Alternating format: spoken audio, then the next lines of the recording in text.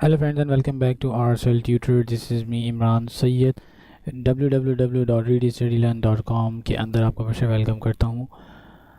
HTML5 and CSS3 के lectures के अंदर जैसे कि हम जानते हैं कि हम लोग एडवांस लेक्चर्स पे काम कर रहे हैं और आज का लेक्चर जो है वो हम लोग थंबनेल के ऊपर कवर करेंगे कि इमेज थंबनेल्स होते क्या हैं आपकी वेबसाइट के अंदर और क्यों ज़रूरी है कि आप इनको इस्तेमाल करें अपने वेबसाइट के अंदर।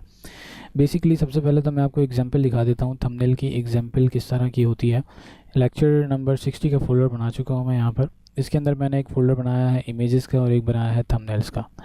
एग्जांपल में आपको दिखा देता हूँ कि थंबनेल्स बेसिकली काम किस तरह से करते हैं और ये होते क्या हैं। तो ये आपके पास एक छोटी सी एग्जांपल है। जैसे कि आप यहाँ देख रहे होंगे कि यहाँ पे है थम्स नेल्स इन आ वेब पेज। ठीक है, यहाँ पे छोटी छोटी इमेजेस आपको यहाँ दिख रही होंगी और एक आपके पास यहाँ पर एक बड़ी बिग साइज़ की इमेज यहाँ पे नज़र आ रही होगी। बेसिकली थंबनेल्स आपके पास छोटी छोटी जो है ना, यानी कि अगर आप कहीं देखें तो आपने एक ख़ास तौर पे एक स्लाइडर्स देखे होंगे कि छोटी छोटी इमेजेस लगी हुई होती हैं या छोटी छोटी आपको साइज़ के अंदर एक रोलिंग करती हुई जो है ना इमेजेस का स्लाइडर आपको दिख रहा होता है। जब आप उस इमेज पे क्लिक करते हैं और फर्ज करें आप जिस तरह से अगर गूगल पे जाते हैं, गूगल के अंदर जब आप इमेज को कोई सर्च करते हैं तो बहुत सारी इमेजेस खुलती हैं और वो इमेजेस छोटी साइज़ में होती हैं। जब आप उस इमेज पे क्लिक करते हैं तो उसके बाद जो है आपको एक बड़े साइज़ की यानी कि हाई रेजोल्यूशन की इमेज डिस्प्ले होती है। तो छोटे साइज़ की इमेज है वो बेसिकली कहलाती है थंबनेल। थंबनेल ज़रूरी इसलिए है कि इससे आपका जो पेज का जो लोड टाइम है वो डिक्रीज़ होता है और ये आपकी वेबसाइट के लिए बहुत अच्छी चीज़ है। तो जितना ज़्यादा हो सके आप अपने पेजेस के अंदर थंबनेल्स इस्तेमाल कर सकते हैं। तो मैं क्या करूँगा, इस तरह से थंबनेल की आपको एक बना के दिखाता हूँ कि किस तरह थंबनेल जो है वो काम करते हैं। जब आप उस इमेज के ऊपर क्लिक करो तो आपको उसकी बड़ी इमेज यहाँ पर डिस्प्ले होनी चाहिए। तो वक्त ज़ाया किए बगैर अब मैं चलूँगा लेक्चर की तरफ।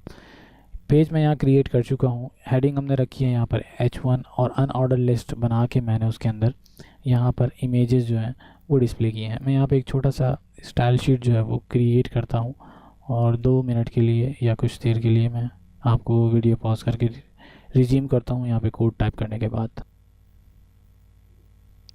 तो यहाँ पे आप देख रहे होंगे कि हमारा HTML जो है जिसके अंदर एक हेडिंग आपको यहाँ डिस्प्ले हो रही है और अनऑर्डर लिस्ट यहाँ पे मैंने क्रिएट की है जिसके अंदर हमने यहाँ पर इमेजेस डिस्प्ले की हैं। अच्छा, इमेजेस जो है वो मैंने थंबनेल्स को क्यों अलग से रखा है, क्योंकि थंबनेल्स का अगर आप साइज़ चेक करें यहाँ पर तो यहाँ पे आपको दिख रहा होगा 3 इमेजेस का साइज़ जो है 77.8 KB दिख रहा है, क्योंकि ये जो रेजोल्यूशन है इनकी इमेजेस की वो 200 बाय 100 की रेजोल्यूशन है। ठीक है, लेकिन अगर आप इमेजेस की जो बिग इमेज साइज़ हैं इसके ऊपर आप जाते हैं तो ये 462 KB इसका साइज़ है और यहाँ पर रेजोल्यूशन एक इमेज का 1024 बाय 512 का है। ठीक है, तो इन दोनों को मैंने डिफरेंशिएट करके रख दिया है। इंडेक्स के अंदर हम क्या कर रहे हैं, हमने अनऑर्डर लिस्ट बनाई है, उसके अंदर इमेज को कॉल करा है और अपने थंबनेल के फोल्डर के अंदर से इमेजेस यहाँ पर कॉल कर ली हैं।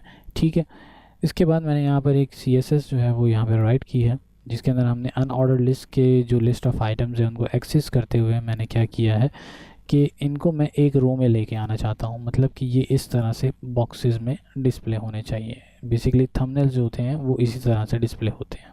ठीक है, जैसे कि मैंने आपको लास्ट एग्जांपल दिखाई। तो उसको करने के लिए मैंने क्या किया, डिस्प्ले किया है इसको इनलाइन ब्लॉक में और इमेजेस को बॉर्डर जो है वो मैंने यहाँ पे असाइन कर दिया है।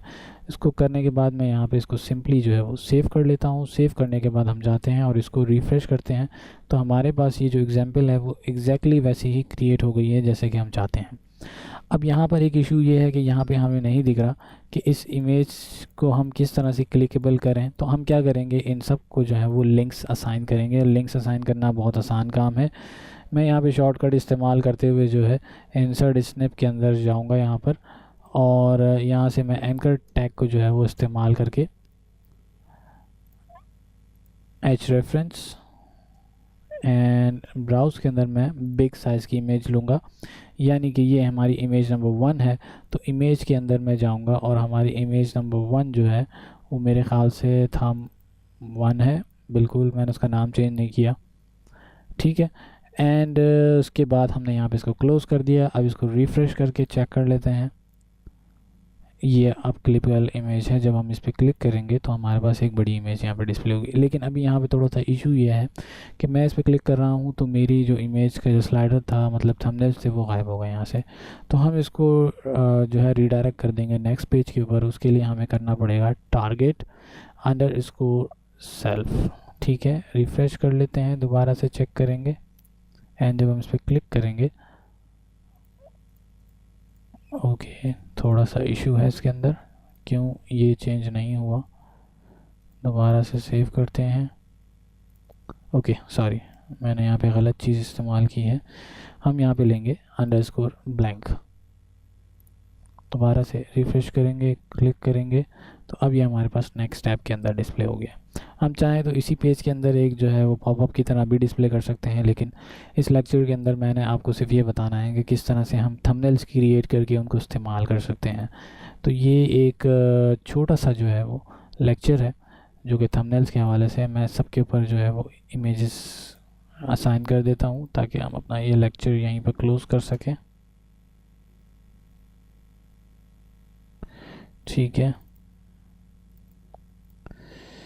इसका साइज़ इमेज चेंज करेंगे हम एंड इस वाले की भी इमेज चेंज कर लेंगे हम। सेव करेंगे, दोबारा से चेक करेंगे एंड अब सबकी सब जो है वो क्लिकेबल हैं। ठीक है, तो ये एक छोटा सा एग्जांपल था थंबनेल्स को क्रिएट करने का। तो उम्मीद करता हूँ कि ये लेक्चर पसंद आया होगा आपको। लेक्चर को लाइक, शेयर एंड चैनल को सब्सक्राइब करने के बाद बेल आइकन पे क्लिक करना मत भूलिएगा। अगर आपको ये वीडियो पसंद आई है तो प्लीज़, ये थोड़ा सा कंट्रीब्यूशन होता है आपकी तरफ से। अगर वीडियो आपको पसंद आती है और आप चाहते हैं कि नोटिफिकेशंस भी आपको मिलते रहें तो काइंडली जो है वो लेक्चर्स को लाइक, शेयर और सब्सक्राइब कर लिया करें चैनल को। उससे हमें भी थोड़ी सी हेल्प हो जाती है कि हमें पता लगता है कि ऑडियंस कितने इंटरेस्टेड हैं, यूज़र्स कितने इंटरेस्टेड हैं हमारे लेक्चर्स के अंदर। और कोई भी इशू हो तो काइंडली आर्टिकल के नीचे, इससे रेलिवेंट आर्टिकल के नीचे आप अपना कमेंट ज़रूर कीजिए। मैं आपको विद इन 24 आवर जो है मेरी टीम जो है वो आपको ज़रूर रिस्पॉन्ड करेगी। मिलते हैं नेक्स्ट लेक्चर में, जिसके अंदर हम लोग करेंगे क्या कि इमेज रोल ओवर के ऊपर काम करेंगे। तो मिलते हैं इमेज रोल ओवर के लेक्चर के अंदर, तब तक के लिए अल्लाह हाफ़िज़।